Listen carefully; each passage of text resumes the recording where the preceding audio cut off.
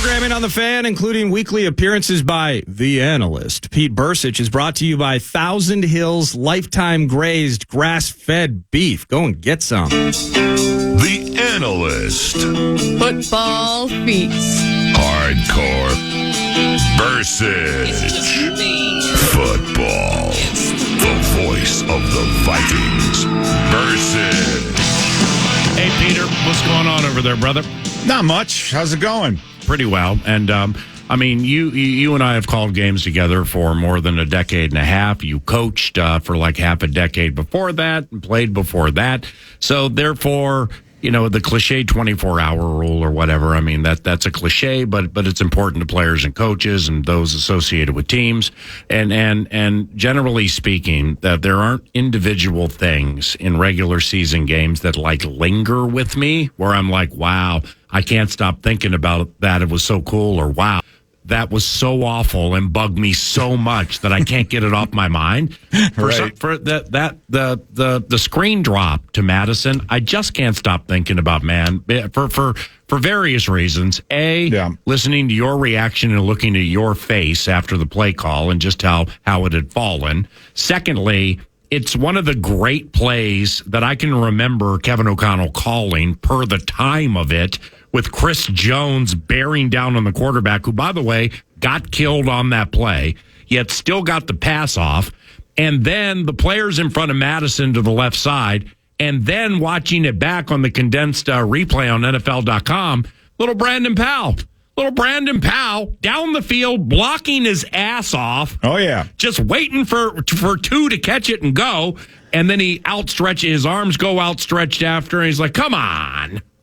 And I think the other maddening point about it, PA, is all the stuff that we're complaining about. It's not the first time that we've seen it, right? How many times have we seen the running back check through, get out into the flat, or do a screen, ball hitting the hands, and dropping on the ground? Yeah, we've seen 6 different guys, put the ball on the ground, and look at where they've been too. A lot of them have been after first downs, guys running open. Right, 15, 20 yards down the field, boom, they get hit, ball pops out. So I think that's the other part of it too, is it's deja vu all over again, right? We're seeing the same things over and over, and that's unbelievably frustrating. I mean, there's a lot of different ways to look at this game. The third quarter was the the turning point, obviously. With 2:45 left to go, they have 133 yards and you have 3. Yeah. We just couldn't move the chains. 3 and out, and then here we go. Defense is on the field, 2 drives and whatever. It's just, I don't know. Again, if it's something new every week, then that's one thing. But this is the same stuff week after week after week. The lack of execution. And so as a coach, it's like, well, what do you do? What can you do? Right? The guys have to throw and catch. They have to hold on to the ball. You can't go changing what you want to do schematically to, it's not like you just can't go, all right, we're not going to throw screens anymore. I mean, you can't do that. You have to continue in that respect. So there's a lot of, it's a tough mental spot for coaches and coordinators and that kind of thing, because there's a certain line with which you can't cross to say, well, we just can't do that. It's like, no, there are certain things that you have to execute, and you have to demand that they be executed, because without those, you're done. You can't just not do anything and be vanilla, because then you have no chance. The Chiefs were quite beatable yesterday, and surprisingly, Paul, they're surprisingly. If I'm going to walk away from that game, I'm sorry to interrupt you, but no, we're good. If I was impressed by anything, it was Mahomes' mobility and his accuracy. The dude's accurate now. When his passes and he puts the ball right exactly where it needs to be. Outside of that, Chris Jones is good. What else what else stood out to you, right?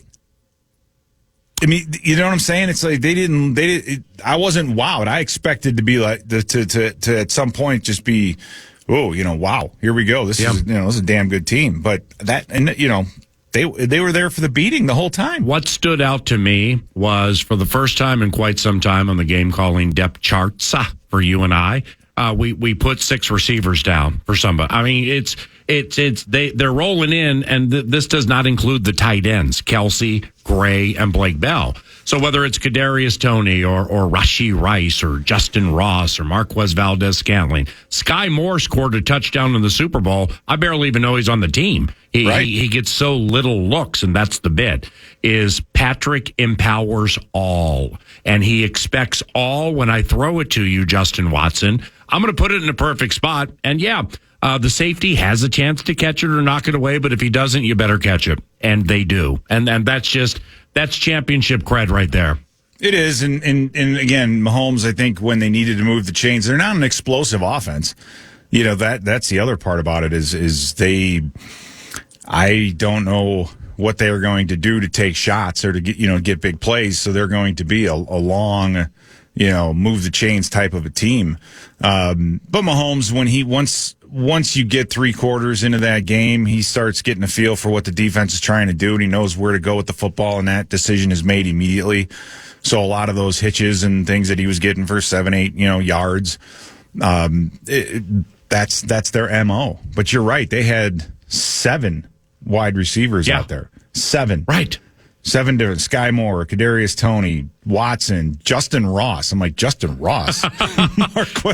Valdez-Scantling, Rashee Rice. I mean, I'm like, Justin Ross. Bro, I did the same thing. That was a flip card deal. Middle of the second quarter, I'm writing an 8 on the left side of my game calling depth chart because I didn't put a second into him.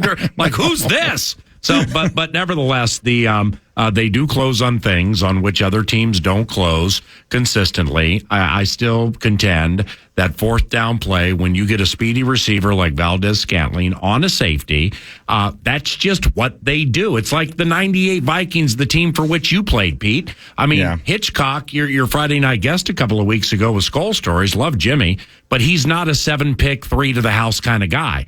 Unless he knows if he jumps the route the wrong way and it goes to the end zone, oh, cool. Randall, Randy, and Chris are going to score 14 in a minute 30, so everything's going to be okay, Right, and again, that play, they decide to go for it on 4th down. They bring in the heavies, right? We're substituting guys in, and so when you bring in short yardage goal line type situation, when you bring in extra linemen, and you only have 1 receiver on the field, then you usually bring out a corner and throw in a guy that's, north of 275, big guy, take up space.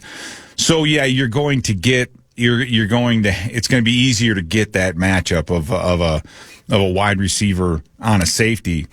But that's a gutsy call, man. I know. That's a really gutsy call. But champions do that in October, knowing, hey, it's all going to be okay in December and January, Yeah, that's that's true. And the problem is there's so many of those kinds of plays that you can look towards and say, this would have changed, But then again, the play calling, the timeouts, the non-call at the end of the game. I mean, you have all these things, but you have to understand how, what did you do or did not do to put yourself in that position, right? Yep. And so it's just frustrating from A to Z, as the Canadians would say, My man, I'll see you out there tomorrow for a film study and the one-on-one with KOC. I appreciate the time.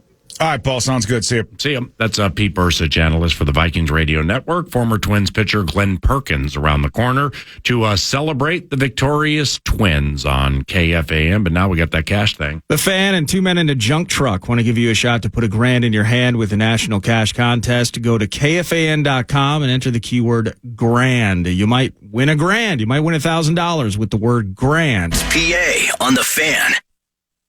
All right. Let's get this World Series started.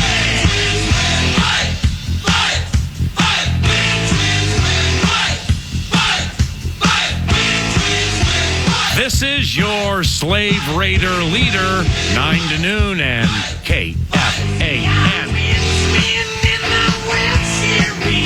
A request West via the text machine at 64686. And the Twins did win. They beat the Astros. And to discuss it is old school, best school here, somebody we've known for quite some time.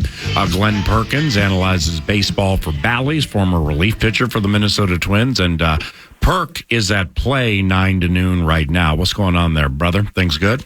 I am having a great day. It was a good win last night. Tell you what, they came to play, and Pablo Lopez, wow. I really don't know what else to say other than if that doesn't put to bed the trade of Luis Ariz, I don't know what ever will, but Pablo was absolutely fantastic last night. And that's a statement from an elite baseball mind who recognizes baseball is a long-form game and a long-form conversation. But when you do what he has done through the first 2 playoff games in a market where nobody ever advances and the baseball team is the last team to hoist a significant banner, that's saying something right there. And it's Lopez, it's Correa, the bullpen. Let's start with Pablo. I mean, what do you like about his approach to batters? Well, I told him earlier in the season that when I would prep for a game that he was pitching, I would look back at what he did in previous games and think, okay, this is the trend that we're seeing. He's getting guys out right on right changeups. And so I would talk to the other broadcasters on whoever we were playing. We would always exchange information on our teams, and I would say, hey, he's really been doing well with this particular pitch. He wouldn't even throw it in the next start. He's so unpredictable with what he's going to do that you just can't follow along. And when I'm on the outside looking in, I feel like it's almost easier than when you're in the batter's box. I don't think those guys, for the most part, have any idea what's coming. He's got multiple pitches that he can throw in any count at any time.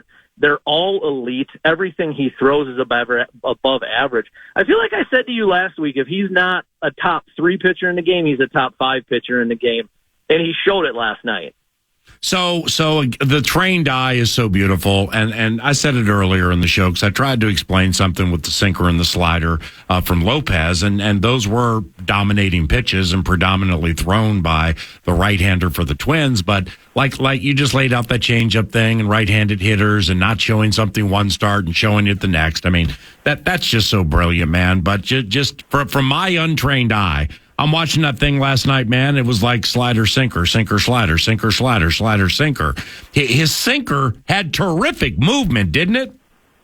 He's got incredible arm side run on it, and it's 95. He'll throw 4-seamers 97, and he's got that hard running in sinker. And last year it was a cutter, and he talked about it all season long. Starting in spring training, they brought him in and said, hey, we think you're going to benefit from throwing something with more horizontal movement, something that gets away from right-handed batters, just to give them that look. And I go back talking to Joe Mauer when he was catching me, and what he would say made guys really difficult is when you can make X's on the sides of the plate, when you can make X's on the corners. And so that's balls running east, like in on a right-handed batter, and then west, away from a right-handed batter. When you can draw X's on both sides of the plate, it becomes really difficult to sit on a pitch in a location because you'll see the location, but you got to figure out, is this thing going away from me? Is this thing coming into me?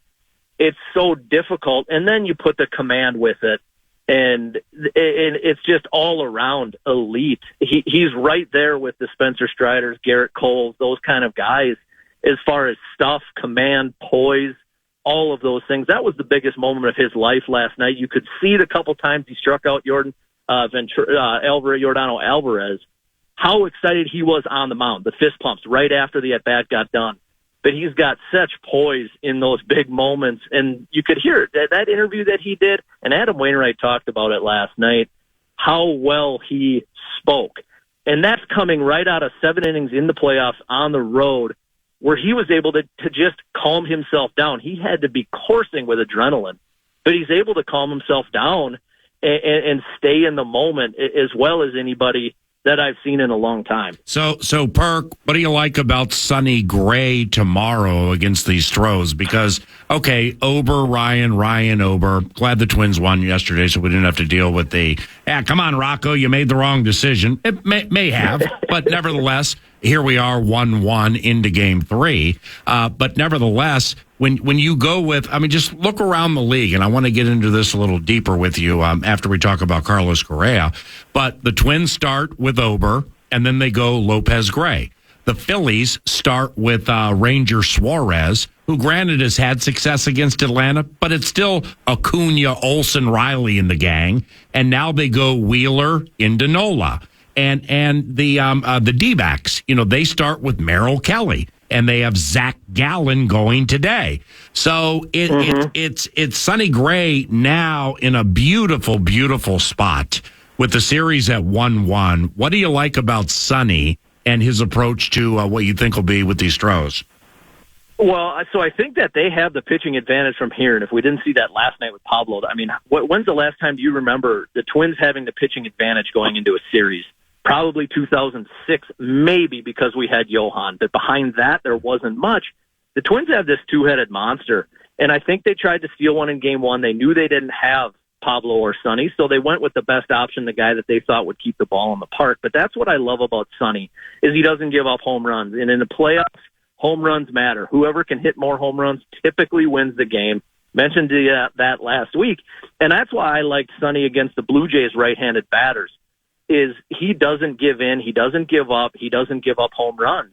And he's a bulldog. I mean, I think as much as Pablo manages his emotions, Sonny takes that adrenaline and takes those emotions and uses them and feeds off of them. And so in a moment like this, I really like him when push comes to shove, when they need a win. I like Pablo, but there's something about Sonny that he finds a way to get the outs when he needs to get the outs. And I think at Target Field, a bigger park, a tougher park to hit in, I think even with Sonny and then Joe Ryan probably coming after, they have an advantage at Target Field. They certainly have the pitching advantage in what is now a 3-game series. But, yeah, I really love Sonny. I've loved him for a long time, and he's been absolutely phenomenal this year. Glen Perkins is bullpen immortality for the Minnesota Twins. He made at least one All-Star game, so don't add us. It's at Glen Perkins if you'd like to follow him via Twitter. Carlos Correa obviously has that clutch gene. I mean, when you got 63 postseason RBI and you're scooting by, if you're scooting by Derek Jeter in any stat, then I mean, you're doing something really, really good, and he's still just 29 years of age. But Correa, 3 of 4, 3 RBI, and a defensive gem at the end. They just rally around his leadership, don't they? They do, and there is certainly a difference in playoff Carlos Correa and regular season Carlos Correa. And in these 2 games, how many plays has he made in the 2 games against the Astros that you just look at it and you go, wow. And he does so many things throughout the season that you just get used to. And so when he's making these kind of plays, whether it's the diving play to end the game last night or it's the tag in Game 1 on Abreu, the deep tag, the pickoff going back last week, he's able to slow everything down. He's able to rise to the occasion. And there's certain guys. And last week, PA, we talked about the young guys. We talked about Julian and Wallner and Royce Lewis and what they can do. He kind of came out of nowhere. I'm not going to lie. You get to a point, he's in the playoffs, he's hitting 6th, and Rocco realized, hey, we've got something here. I think Carlos is healthier. That break he had at the end of the season certainly helped him. And you need guys like that. And that's where I think some of the youthful exuberance, some of the don't careness is great. But then having guys that have been there and done that are able to command the field the way that Carlos does, are guys that can bring you to the next level.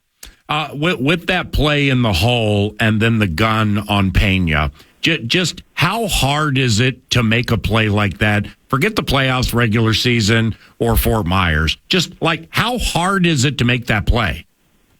It's impossible. It really is. Like those plays, they're honestly, Pena made one last night, and he's probably the next best fielding shortstop to Correa. I think they're right there together as far as routine plays, the arm strength, being able to make the spectacular play. But I think, he's got range. He can anticipate. But what always gets me is the arm strength. We see the arm. It's never a bad throw. It's always straight over the top, straight backspin, and it's an absolute cannon. and it's so quick. His release is quick. In some ways, I think, and you'd be a better judge of this than anybody, it's a quarterback kind of release, how quick it is, how quick he's able to pop up and get rid of that ball the way he does with arm strength, with speed behind the throw.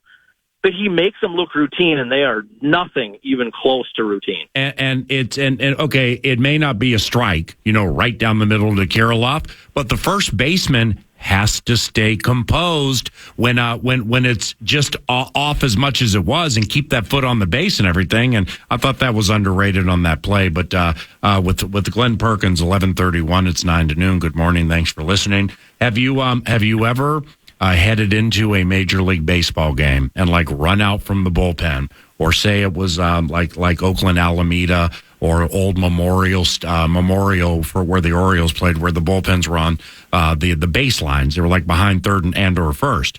Have you ever run out to the mound with your shirt unbuttoned as far down as Jose Abreu? So my wife was watching with me last night, and they flashed over to him one time, and they said, "Oh, they got a stripper at first base." I tell you what, he's an absolute beauty, though. And she goes, "Is he a good guy?" I'm like, "He is one of the best. Yeah. He really is." Told her I got to play against him when he was with the White Sox forever, but he's got the little chin, the goatee, ponytail, and he's got the shirt. He's way down there. We'll see tomorrow. I mean, if it's chilly, we'll see how far down he goes. He's a guy. He's from Cuba, so This has got to be cold to him. Yeah, but that's he's got an extra button undone. He's definitely he's in his own world. I'm going to ride an instinct here with Framber, Valdez, and Correa, because I'm not, I looked into his eyes guy, or I saw the fear in his face. I'm not that guy, but nevertheless, I instinctively speaking, Correa was so far in Valdez's head with those pitches he was throwing that was another major advantage you have with Carlos Correa, specifically against his former team, is they may know how to get to him, but he knows how to get to them too, Well, and like we talked about last week with the planning and the game planning and the attention to detail that the Twins have, Carlos takes that to another level. And he knows everything about everybody. When you talk to him about guys, he's a savant in that way. And so I think in the way he's outspoken in the clubhouse, he's a leader by example. He's a leader by voice.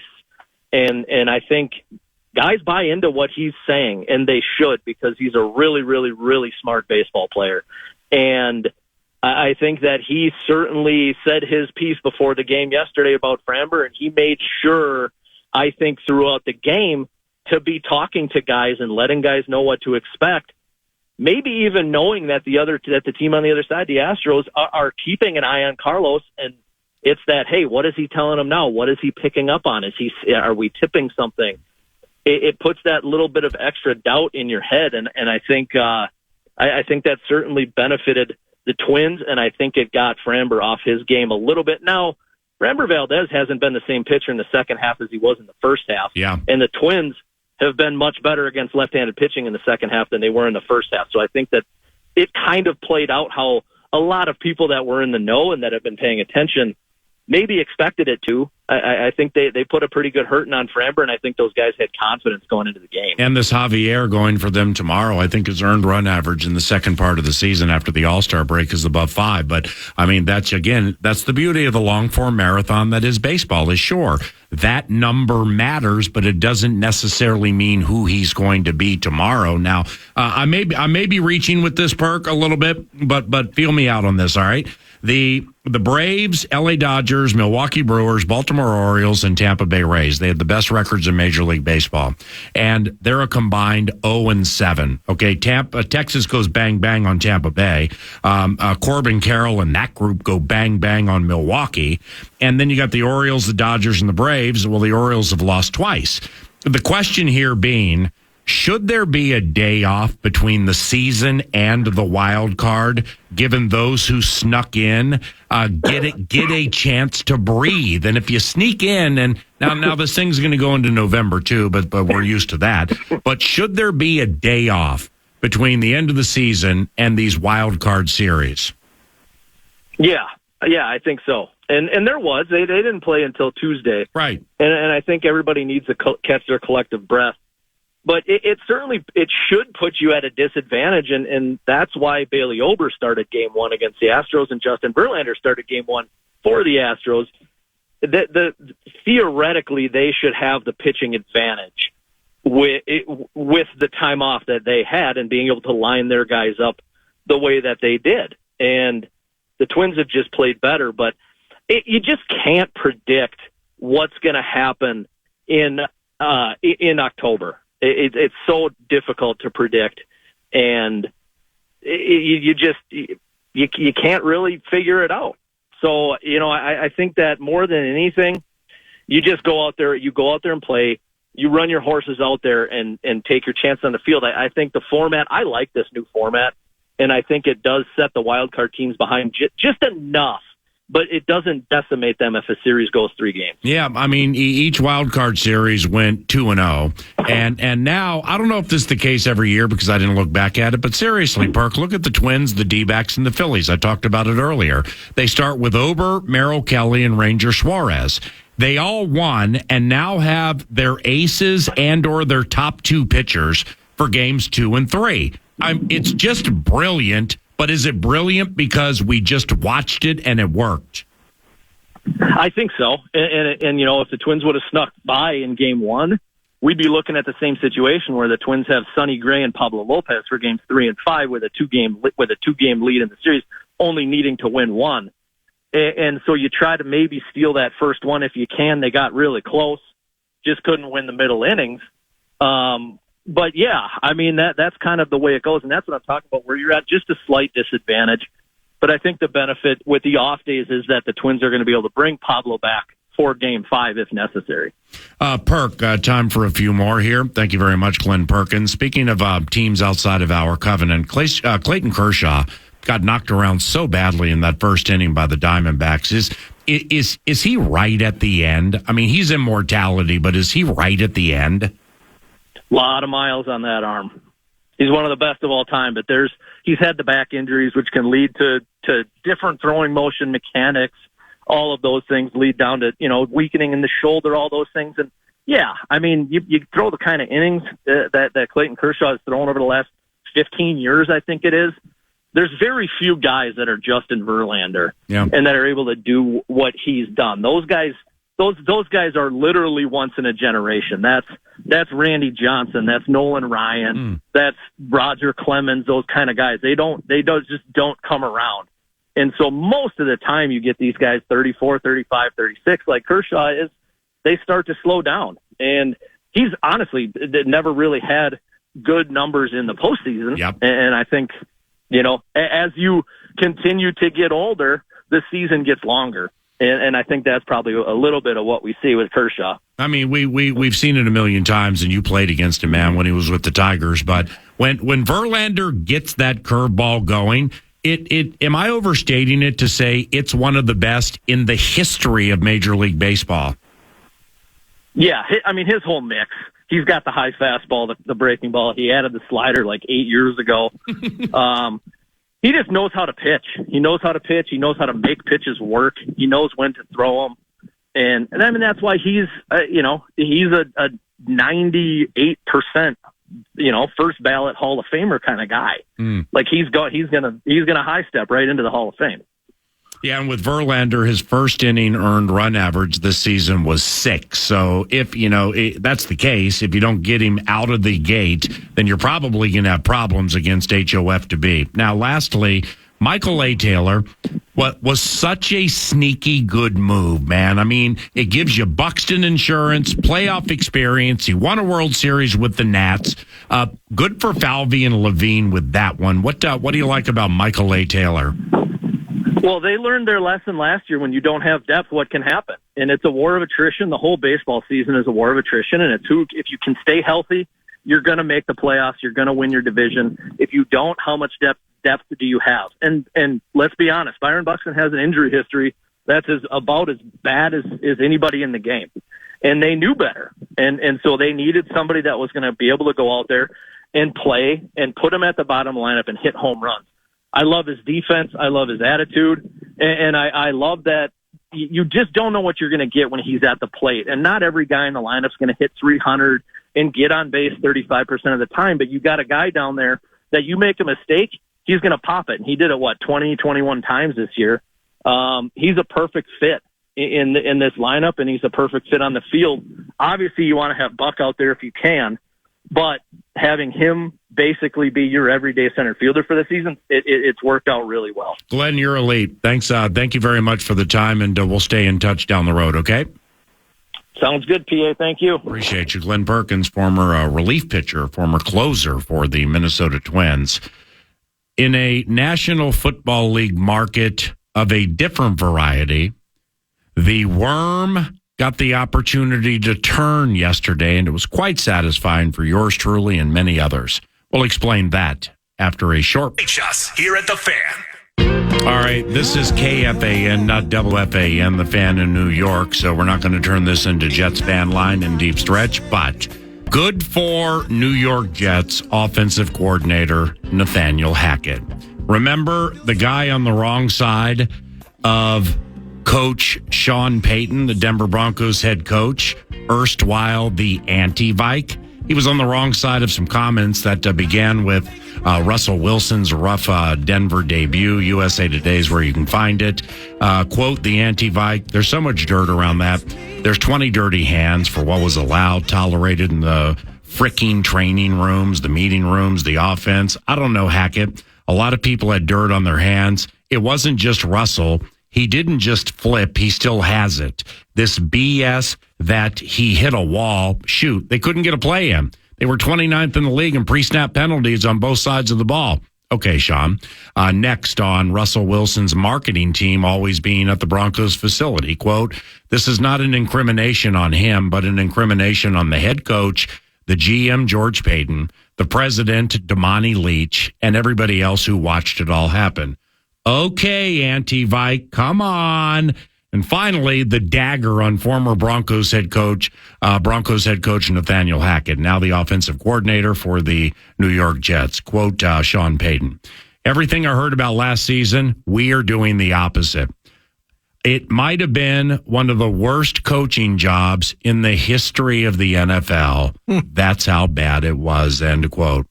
And you wonder why Mike McDaniel ran up all those points on you. And you wonder why it'll happen again and again and again, because you broke the unspoken code, man. And you went down a road they just never go down. And finally, the dagger on former Broncos coach Nathaniel Hackett, like I said, is one of the worst coaching jobs in the history of the NFL. He may be right, but you shouldn't share it that way, even if you claim the reporter was supposed to keep it private. Sean Payton is so arrogant, he thought he'd sprinkle fairy dust from Bourbon Street over the squad and magic would happen. He's 1-4 and he's getting trolled hard. Like Jets tight end CJ Uzoma. Quote, F him and F them, end quote. Aaron Rodgers tweets, W, hashtag Hackett. There's a lot more, too. The worm turned on the scorched earth bit, anti-Vike, and this time it's you facing the public fire. Now, a conduit to the public fire can be the media.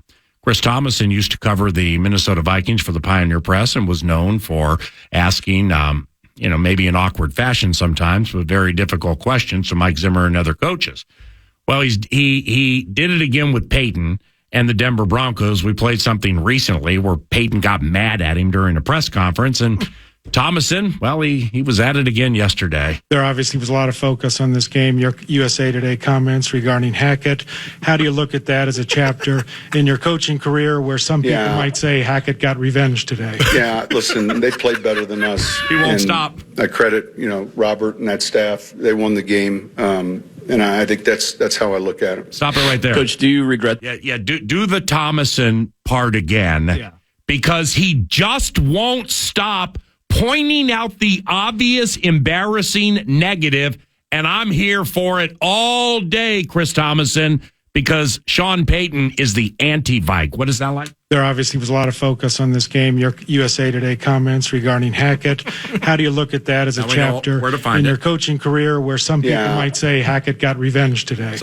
Listen, they played better than us, and I credit Robert and that staff. They won the game. A fire alarm could have went off, and he was going to finish this. Coach, do you regret those comments, making those comments? I already addressed that though, and it's a fair question, but I think we already addressed that the next day. Well, now he's kowtowing to the media and trying to be kind. No, thank you. Thank you for giving up the 70 and change to Miami. Thank you for letting Nathaniel Hackett be the worm that turned on arrogance. Your position has been usurped. I'm Paul Allen. Thank you very much for listening to 9 to Noon and KFAN whenever you do. Now, here's Nordo with the wrap on the show. And thanks to Casey's for bringing the 9 to Noon show wraps to the fan. By the way, at Casey's right now, you jump in there, well, get your gas and other convenience store items. But how about the pizza? Right now, go there for lunch. You can get a mega slice, breakfast pizza, pepperoni and sausage, whatever you want, at a medium fountain drink for just $4. Casey's, here for good. Oh, cool, the team's 1-4. Rube's trying to show the coach and GM the door. Kirk's getting hit, gotta peel him off the floor. I've never seen so many stupid turnovers before. The thing's going downhill with no brakes. Take your shoes off. You need your toes to count the mistakes. Moments of bliss keep you watching punt fakes. The team's always giving away the ball, no takes. The dream of seeing JJ doing the gritty in February on the streets of Sin City has been replaced by the feeling of dread and solemn pity. Really, overall, the general vibe's pretty So while the Purple couldn't buy a dub and we're harping on all of their various flubs, we're so thankful for the baseball club. Someday, who knows, you might be framing those ticket stubs. Take care, Polly Wally. Podcast today's Paul Allen Show, or listen back to previous show and interviews by going to the iHeartRadio app or KFAN.